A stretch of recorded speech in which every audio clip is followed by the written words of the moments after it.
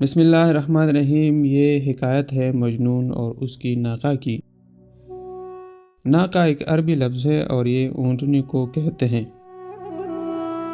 ایک دفعہ مجنون اونٹنی پر سوار ہوا اور لیلا کی طرف چلنے لگا، لیکن جب چلتے چلتے اس پر اپنی لیلا کا خیال غالب آتا اور بے خودی کی حالت ہو جاتی تو مجنون کے ہاتھ سے مہار کی گرفت ڈھیلی ہو جاتی تھی، تو اونٹنی لیلا کی طرف چلنے کے بجائے فوراً اپنا رخ مجنون کے گھر کی طرف کرتی اور واپس چلنے لگتی۔ اونٹنی یہ اس لیے کرتی تھی کیونکہ وہاں اس گھر پر اس اونٹنی کا بچہ تھا جس کی محبت اس اونٹنی کو بے چین کیے تھی۔ جب مجنون ہوش میں آتا اور عالم بے خودی سے آپاقہ ہوتا اور یہ منظر دیکھتا تو سخت حیران اور پریشان ہوتا اور کہنے لگتا کہ جہاں اور جس جگہ سے چلا تھا پھر وہاں ہی آ پہنچا ہوں۔ تو مجنون دوبارہ اونٹنی کو لیلا کی طرف چلنے پر مجبور کرتا۔ اس طرح کئی بار راستے میں یہی ہوا کہ تھوڑی دیر بعد جب راستے میں لیلا کا خیال اس پر غالب آتا اور بے خودی کی حالت طاری ہو جاتی تو اونٹنی لیلا کی طرف چلنے کے بجائے اپنا رخ مجنون کے گھر کی طرف کرتی اور واپس چلنے لگتی۔ جب مجنون ہوش میں آتا اور دیکھتا تو اونٹنی پھر واپس پیچھے گھر کی طرف بھاگنے لگتی۔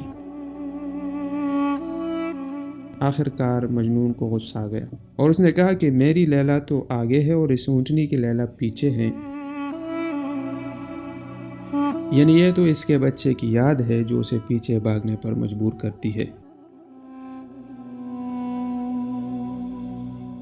لہذا اس لیے یہ راستہ عشق کا طے نہیں ہو سکتا اور اس طرح میں محبوب کی منزل تک تمام عمر میں نہ پہنچ سکوں گا۔ تو مجنون نے فیصلہ کیا اور اسی وقت اوپر سے کود پڑا اور اس وقت اس کی ایک ٹانگ بھی ٹوٹ گئی۔ مولانا رومی رحمۃ اللہ علیہ فرماتے ہیں کہ جان صاحب عرش محبوب حقیقی تعالی شانہ کی جدائی میں پاکہ زدہ ہے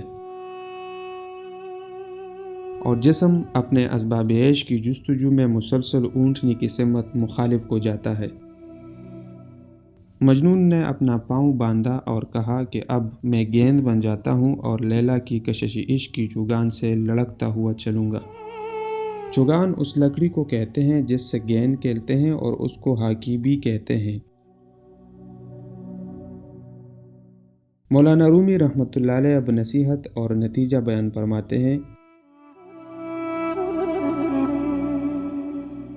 کہ اس واقعہ سے ہم کو یہ سبق لینا چاہیے کہ لیلا ایک سڑنے والی لاش کی محبت میں تو مجنون کو اس قدر ہمت اور عقل ہو، اور ہم مولا کے عاشقین کہلاتے ہیں تو مولا کے عشق لیلا سے کب کم ہو سکتا ہے؟ ان کے لیے تو گیند بن جانا زیادہ اولیٰ ہے۔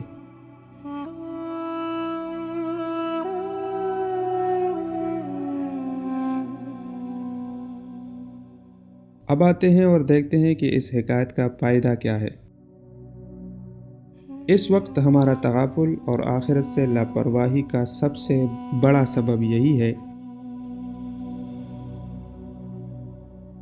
کہ ہماری روح اور عقل تو خدا کی طرف چلنا چاہتی ہے، لیکن ہمارا نفس دنیا کی حرص و محبت میں مجنون ہو کر دنیا کی طرف بھاگتا ہے۔ نفس سے ہمہ وقت یہی جنگ ہے۔ آخرت اور دنیا دو لیلا سے ہمارا پالا پڑا ہے۔